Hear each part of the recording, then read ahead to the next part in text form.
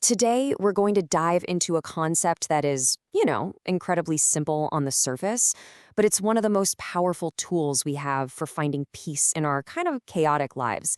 We're talking about acceptance, or as it's known in this context, sweecar. So let me just ask you something right off the bat. Do you ever feel just exhausted?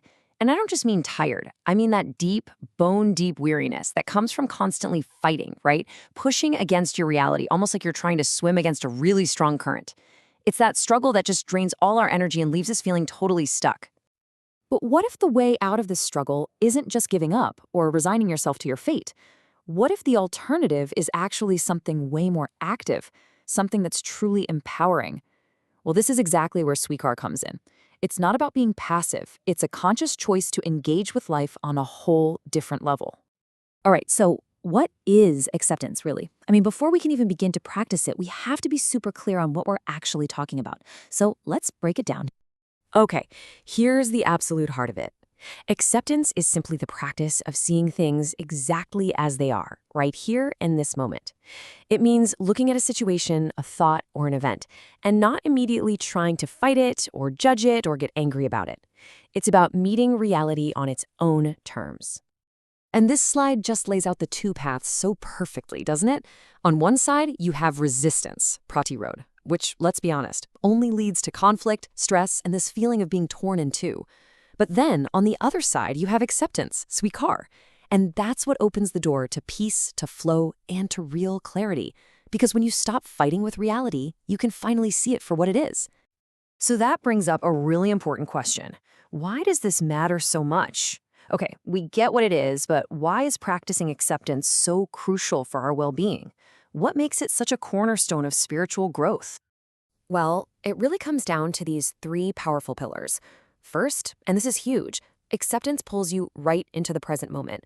It stops you from getting stuck in the past or being anxious about the future. Second, it helps dissolve the ego, that part of us that just needs to be in control of everything.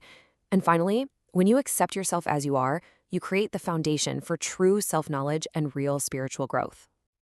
All right, enough theory. Let's get into some real-world examples.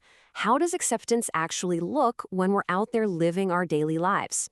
Let's make this a little more concrete. Okay, here's a super simple one. We've all been here. You're walking somewhere, the sky just opens up, and you are totally unprepared. The rain is a fact. It's happening, whether you like it or not. And this is where you see the two mindsets just collide. The non-accepting mind immediately jumps to frustration, anger. Why does this always happen to me? But the accepting mind, it just states the fact. It's raining. That simple, calm acknowledgement frees up your brain to actually solve the real problem, which is finding shelter, instead of creating a brand new problem, which is a whole lot of emotional stress. Now let's try a deeper example, one that I think a lot of us carry around. Think about a mistake from your past, maybe something you just can't seem to shake, that you play over and over again in your mind. See, the path of non-acceptance keeps you trapped in this painful loop of self-blame and guilt. But look at the path of acceptance. It doesn't pretend the mistake didn't happen.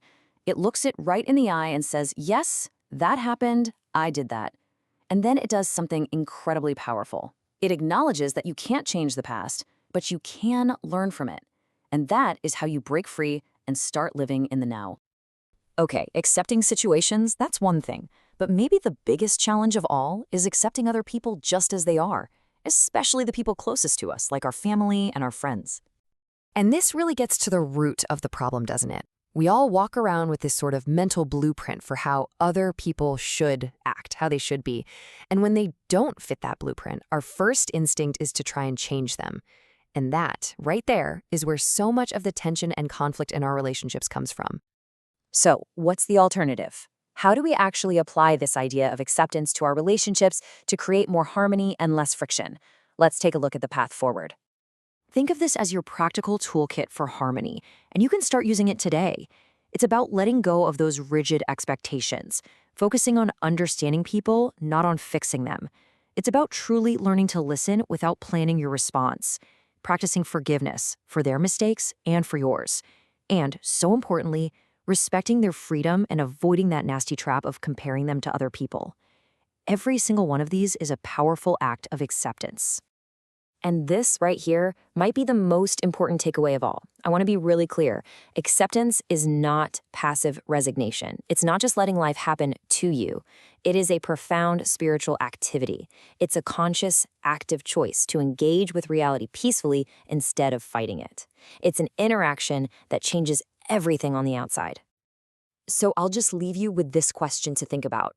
What is one thing in your life right now? It could be big or small, a situation, a person, even a part of yourself that you could choose to simply accept starting today. What struggle could you just let go of right now to become a little more free?